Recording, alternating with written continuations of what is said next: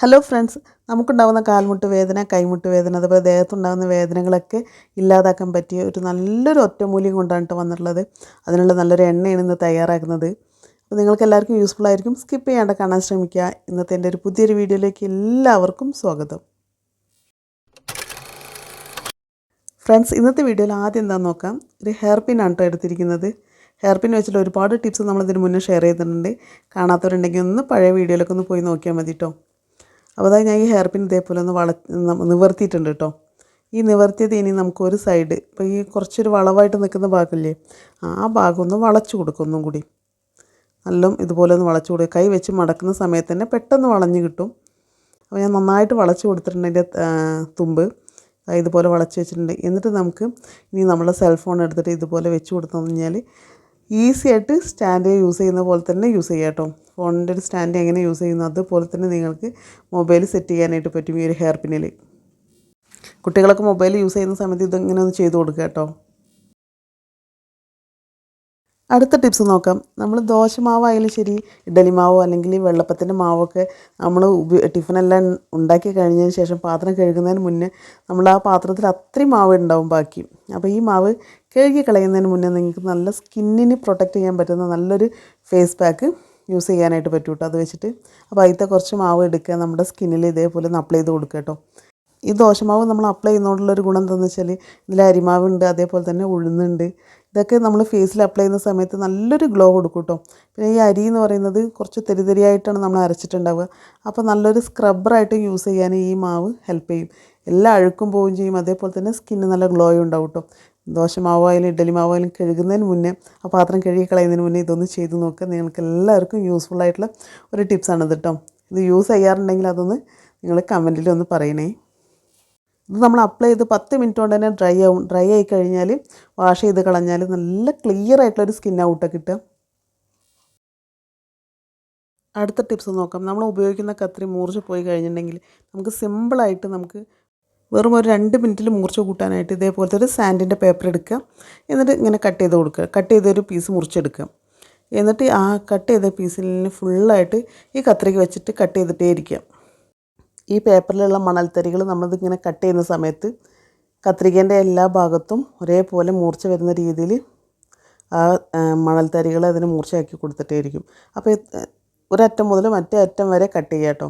അപ്പോൾ എല്ലാ ഭാഗത്തും ഈ മണലിൻ്റെ ഇത് തട്ടുമ്പോൾ കത്രിക നല്ല മൂർച്ചയായിട്ട് വരും.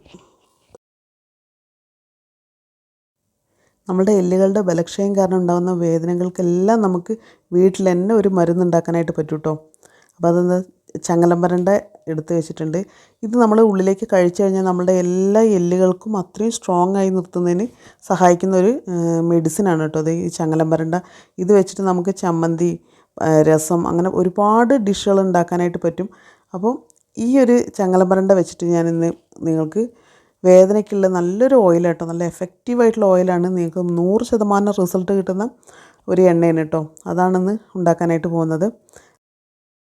ചങ്ങലമ്പരണ്ട ഓയിലിന് വേണ്ടിയിട്ട് എടുക്കുന്ന സമയത്ത് പ്രത്യേകം ശ്രദ്ധിക്കേണ്ടത് ഇതേപോലത്തെ ഇളയ തണ്ടുകളായിരിക്കണം കേട്ടോ. നല്ല ഇളയതാണ്. മൂത്തത് എടുക്കരുത്. മൂത്തത് എടുത്തു കഴിഞ്ഞാൽ ഇത്ര അധികം ഗുണം നമുക്ക് കിട്ടിക്കൊള്ളുന്നില്ല. അത് കുറച്ചും കൂടി ഒരു മൂത്തിട്ട് ഒരു അതിൻ്റെ ഉള്ളിലുള്ള ദശയൊക്കെ കമ്മിയായിരിക്കും. അതുകൊണ്ടത് കുറച്ച് മൂപ്പായിട്ടുള്ളതാണ്. ഇത് നമുക്ക് ചമ്മന്തി അരയ്ക്കാനൊക്കെ എടുക്കാനായിട്ട് പറ്റും. ഓയിലിന് എടുക്കുന്ന സമയത്ത് ഇളയ ഇല തന്നെ എടുക്കുക. നമ്മളിത് പൊട്ടിച്ച് കഴിഞ്ഞാൽ അറിയാനായിട്ട് പറ്റും. മൂത്തതാണെന്നുണ്ടെങ്കിൽ നാരുകൾ ഒരുപാട് പൊട്ടിക്കുന്ന സമയത്ത് തന്നെ പുറത്തേക്ക് വരും. അപ്പോൾ നമുക്കിത് ഇളയ ഇലകൾ മാത്രം എടുക്കാം കേട്ടോ. ഇളയ തണ്ടുകൾ മാത്രം, ഇല നമുക്ക് ഉപ്പേരി വെക്കാനോ അല്ലെങ്കിൽ ചമ്മന്തിക്ക് വേണ്ടിയിട്ട് എടുക്കാം.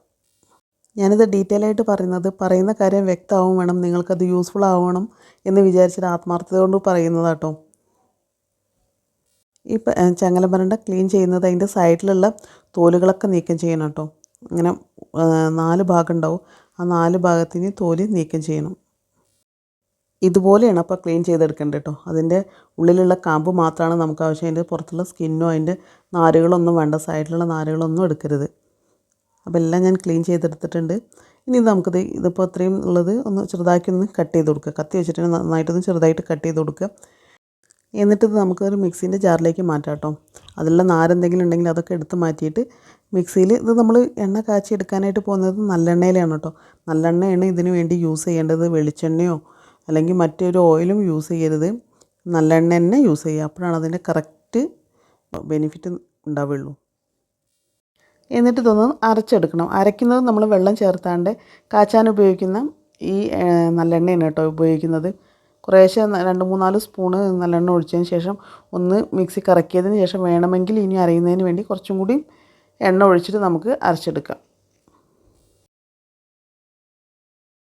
അരയുന്നതിന് വേണ്ടിയിട്ട് കുറച്ചും കൂടി നല്ലെണ്ണ ഒഴിച്ചിട്ട് വീണ്ടും ഒന്ന് അരച്ചെടുക്കുകയാണ്. നമ്മൾ ഇളയ ചങ്ങലമ്പരൻ്റെ എടുത്ത് കാരണം പെട്ടെന്ന് തന്നെ അധികം നാരില്ലാണ്ട് നമുക്കിത് അരച്ചെടുക്കാനായിട്ട് പറ്റും കേട്ടോ. അപ്പോൾ ഞാൻ നന്നായിട്ടൊന്ന് അരച്ചിട്ട് എടുത്തിട്ട് വരാം. അപ്പോൾ ഈ ഒരു പരുവത്തിലാണ് കേട്ടോ അരച്ച് വെച്ചിരിക്കുന്നത്. നന്നായിട്ട് പേസ്റ്റ് പോലെ അരഞ്ഞിട്ടില്ല. പിന്നെ അത് കൂടാതെ ഞാൻ ചങ്ങലമ്പരൻ്റെ ഒരു പീസും കൂടി എടുത്ത് മാറ്റി വെച്ചിട്ടുണ്ട് കേട്ടോ. അത് നമുക്ക് കാച്ചുന്ന സമയത്ത് ഉപയോഗിക്കാനായിട്ടാണ്. അപ്പോൾ ഈ ഒരു അരഞ്ഞ പരുവം എന്ന് പറയുന്ന ഒരു കൊഴുകൊഴുന്ന രീതിയിലാവട്ടെ നമ്മൾ തൊട്ട് കഴിഞ്ഞാൽ ഒരു വഴുവഴുപ്പുള്ള ഒരു ദശയാണ് ഈ ചങ്ങലമ്പരൻ്റെക്കുള്ളത്. ഞാൻ 1/4 ലിറ്റർ നല്ലെണ്ണയിലാണ് കാച്ചി എടുക്കുന്നത്. പിന്നെ നമ്മൾ കുറച്ച് ഇത് അരയ്ക്കുന്നതിന് വേണ്ടിയിട്ടും എണ്ണ യൂസ് ചെയ്തിട്ടുണ്ട് കേട്ടോ. അതെല്ലാം ചേർത്തിട്ടാണ് 1/4 ലിറ്റർ എന്ന് പറയുന്നത്. എന്നിട്ട് ഈ അരച്ചതൊക്കെ ഈ എണ്ണയിലേക്ക് ഇട്ടിട്ട് നന്നായിട്ടൊന്ന് മിക്സ് ചെയ്ത് കൊടുക്കുക. ഈ ചങ്ങലമ്പരൻ്റെ മിക്സ് ഫുള്ളായിട്ട് എണ്ണേൻ്റെ എല്ലാ ഭാഗത്തും വന്നതിന് ശേഷം മാത്രമേ നമ്മൾ സ്റ്റൗവിലേക്ക് വെക്കുന്നുള്ളൂ കേട്ടോ. അപ്പോൾ മിക്സിയിലുള്ള കംപ്ലീറ്റ് നമ്മൾ ഇതിലേക്ക് ചേർത്തി കൊടുക്കുകയാണ്. നന്നായിട്ട് മിക്സ് ചെയ്തതിന് ശേഷം ഈ ചങ്ങലമ്പരൻ്റെയിൽ നമ്മൾ ആദ്യം ഒരു പീസ് എടുത്ത് വെച്ചിട്ടുണ്ട്. ആ പീസ് നമ്മളിതിലേക്ക് പൊട്ടിച്ചിട്ടാണ് കേട്ടോ. ഇത് നമ്മൾ എണ്ണേൻ്റെ പാകം എങ്ങനെയുണ്ടെന്ന് അറിയുന്നതിന് വേണ്ടിയിട്ടാണ്. അപ്പോൾ ഈ ഒരു പീസ് ഇട്ട് കഴിഞ്ഞാലാണ് നമുക്ക് എണ്ണ പാകമായോ ഇല്ലയെന്ന് മനസ്സിലാക്കാനായിട്ട് പറ്റുള്ളൂ. അപ്പോൾ നമ്മൾ ഇത് ഇങ്ങനെ മിക്സ് ചെയ്ത് വെച്ചു. ഇനി നമുക്കിതിലേക്ക് ഒരു ഇൻഗ്രീഡിയൻസും കൂടി ചേർത്തി കൊടുക്കാനായിട്ടുണ്ട് കേട്ടോ. നമുക്ക് വേണ്ടത് വെളുത്തുള്ളിയാണ് കേട്ടോ. ഈ വെളുത്തുള്ളിയിൽ ഒരു 6 എടുത്തിട്ടുണ്ട്. ചെറുതാണെങ്കിൽ ഒരു 6-7 എടുക്കാം. ഇതിപ്പോൾ ചെറുതായത് കാരണമായിട്ട് ഇപ്പോൾ ഇത്ര എടുത്തത്. അത് നന്നായിട്ട് അതിൻ്റെ തോലൊന്നും കളയാതെ തന്നെ ഇതേപോലെ ഒരു ഇടിക്കുന്ന ചെറിയ കല്ലിലേക്ക് ഇട്ട് കൊടുത്തിട്ട് ഒന്ന് ചതച്ചെടുത്താൽ മതി കേട്ടോ. ഒരുപാട് ചതഞ്ഞ് അരഞ്ഞ് പോകണ്ട. ഒന്ന് തട്ടി കൊടുക്കുന്ന സമയത്തിന് ചതഞ്ഞിട്ട് അത്രയും മതിയാവും. വെളുത്തുള്ളീൻ്റെ തോലും കൂടി നമ്മൾ ഒഴിവാക്കുന്നില്ല കേട്ടോ. എന്നിട്ട് ഈ വെളുത്തുള്ളി ഈ എണ്ണയിലേക്ക് ചേർത്തി കൊടുക്കുക. എന്നിട്ട് അതും നന്നായിട്ടൊന്ന് മിക്സ് ചെയ്ത് കൊടുക്കുക. എന്നിട്ട് ചെറിയ തീയിൽ നമുക്ക് ഏറ്റവും കുറഞ്ഞ തീയിൽ സ്റ്റൗവിൽ വെച്ചിട്ട് ഞാനൊന്ന് കാച്ചിയെടുക്കുകയാണ് കേട്ടോ. ഇതിപ്പോൾ ഈ എണ്ണ കാണുന്നത് നല്ല പച്ച കളറിലാണ്. ഇതിൽ ഇട്ടിട്ടുള്ളതെല്ലാം നമുക്കൊരു പച്ച കളറിലായിട്ടാണ് കാണുന്നത്. ഇത് എണ്ണ ചൂടാവും തോറും ഇത് നല്ലതുപോലെ പതഞ്ഞ് വരും കേട്ടോ. മാക്സിമം അത് നമ്മൾ ഇളക്കി കൊടുക്കുന്നതിനനുസരിച്ച് അതിങ്ങനെ ചൂടാവുമ്പോൾ നല്ലതുപോലെ പതഞ്ഞ് മുകളിലേക്ക് വരും. അപ്പോൾ കുറച്ച് വലിയ പാത്രം തന്നെ എടുക്കുക. ചെറിയ പാത്രം എടുത്തു കഴിഞ്ഞാൽ ഇത് പതയുമ്പോൾ പെട്ടെന്ന് പുറത്തേക്ക് പോകാനായിട്ട് സാധ്യതയുണ്ട്. അപ്പോൾ കുറച്ച് വലിയ പാത്രം തന്നെ എടുത്തിട്ട് ഇത് കാച്ചിയെടുക്കുക കേട്ടോ. എണ്ണേൻ്റെ ആ പച്ച കളർ മാറിയിട്ട് ലൈറ്റ് യെല്ലോ ഷെയ്ഡ് വന്നിട്ടുണ്ട്. ഇതിങ്ങനെ പതഞ്ഞുകൊണ്ടേ ഇരിക്കും കേട്ടോ. ഈ എണ്ണേൻ്റെ അവസാന തുള്ളി വരെയും ഇത് പതയും. അപ്പോൾ നിങ്ങൾ പത വറ്റിയത് ശേഷമാണ് ഇതിൻ്റെ എണ്ണയുടെ പാകം എന്ന് വിചാരിക്കുന്നത്. സാധാരണ നമ്മൾ എണ്ണ കാച്ചുന്ന സമയത്തൊക്കെ ഒന്ന് പത അടങ്ങി കഴിഞ്ഞാൽ എണ്ണ പാകമായി എന്നാണ് കണക്ക്. പക്ഷേ ഇത് അങ്ങനെയല്ല. ഇതിൻ്റെ പത ഇങ്ങനെ തന്നെ ഇരിക്കും കേട്ടോ. നമ്മൾ എത്രത്തോളം ചൂടാക്കുന്നോ അത്രയും സമയം ഇത് പതഞ്ഞുകൊണ്ടേ ഇരിക്കും. നമ്മളിതൊരു ചങ്ങലമ്പരൻ്റെ ഒരു പീസ് ഇട്ട് വെച്ചിട്ടുണ്ടായിരുന്നു. അപ്പോൾ അത് നമ്മൾ എടുത്തിട്ടുണ്ട്. അപ്പോൾ അത് അതിൻ്റെ അതിൻ്റെ ഉള്ളിലുള്ള ദശയൊക്കെ പോയിട്ട് അതിങ്ങനെ എന്താ പറയുക ഉണങ്ങിയ പോലെ ആയിട്ടുണ്ട്. ഈ ഒരു സ്റ്റേജിലാണ് കേട്ടോ എടുക്കേണ്ടത്. അതാണ് നമ്മൾ പാകം നോക്കുന്നതിൻ്റെ ഒരു കണക്ക്. എന്നിട്ട് ഇത് നന്നായിട്ടൊന്ന് ചൂടാറണം. അപ്പോൾ അത്യാവശ്യം ചൂടുണ്ട് കേട്ടോ. അപ്പോൾ ഇത് കണ്ടോ, ആ ഗ്രീൻ കളർ മാറി അതൊരു യെല്ലോ കളർ വന്നിട്ടുണ്ട്. ഈ ചങ്ങലമ്പരൻ്റെ നമ്മൾ എണ്ണ ഉണ്ടാക്കുകയാണെങ്കിൽ ശരി, കുക്ക് ചെയ്ത് യൂസ് ചെയ്യുകയാണെന്നുണ്ടെങ്കിൽ അത് വഴറ്റി കഴിഞ്ഞാൽ അതിൻ്റെ പച്ച കളർ മാറിയിട്ട് നല്ല മഞ്ഞ കളറാവണം. അതാണ് അതിൻ്റെ കണക്ക് കേട്ടോ. എപ്പോഴും നമ്മൾ കുക്ക് ചെയ്ത് കഴിക്കാനായിട്ട് ഉണ്ടാക്കുകയാണെങ്കിലും അത് തന്നെയാണ് ശ്രദ്ധിക്കേണ്ടത്.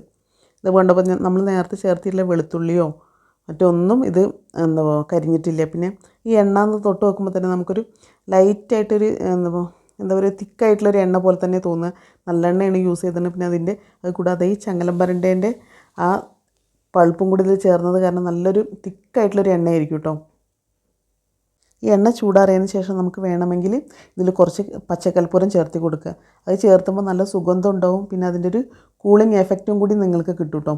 അപ്പോൾ ഈ എണ്ണ നിങ്ങൾ 2 പ്രാവശ്യം യൂസ് ചെയ്യുമ്പോൾ തന്നെ നല്ലൊരു മാറ്റം കിട്ടും. അത് ഒരാഴ്ച നിങ്ങൾ കണ്ടിന്യൂ ആയിട്ട് ചെയ്യുകയാണെന്നുണ്ടെങ്കിൽ നിങ്ങൾക്ക് ആ വേദന ഇല്ലാതാവുന്നത് നിങ്ങൾക്ക് ശരിക്കും ഫീൽ ചെയ്യാനായിട്ട് പറ്റും കേട്ടോ. ഇനി നിങ്ങൾ വേദനയ്ക്കുള്ള ഒരു ഓയിലും കടയിൽ നിന്ന് വാങ്ങിയിട്ട് ഒരുപാട് പൈസ കൊടുത്ത് വാങ്ങിയിട്ട് യൂസ് ചെയ്യേണ്ട കാര്യമില്ല. ഒരു സൈഡ് എഫക്റ്റും ഇല്ലാത്ത ഈ ചങ്ങലമ്പരൻ്റെ എണ്ണ നിങ്ങൾക്ക് വീട്ടിലുണ്ടാക്കുകയാണെന്നുണ്ടെങ്കിൽ ഏത് സമയത്തും ഉപയോഗിക്കാം, ഒരു സൈഡ് എഫക്റ്റും ഇല്ല. ഇത് നിങ്ങൾക്ക് യൂസ്ഫുൾ ആണെന്ന് തോന്നുകയാണെന്നുണ്ടെങ്കിൽ നിങ്ങളുടെ ഫ്രണ്ട്സ് ആൻഡ് ഫാമിലിക്ക് കൂടി ഒന്ന് ഷെയർ ചെയ്ത് കൊടുക്കാം. ഇതുപോലെ യൂസ്ഫുൾ ആയിട്ടുള്ള നല്ല നല്ല വീഡിയോസുമായിട്ട് ഞാൻ വീണ്ടും വരുന്നതാണ്. അപ്പോൾ സബ്സ്ക്രൈബ് ചെയ്യാത്ത കൂട്ടുകാരുണ്ടെങ്കിൽ ഒന്ന് സബ്സ്ക്രൈബ് ചെയ്ത് സപ്പോർട്ട് ചെയ്യാം. മറ്റൊരു നല്ലൊരു വീഡിയോ ആയിട്ട് നമുക്ക് വീണ്ടും കാണാം.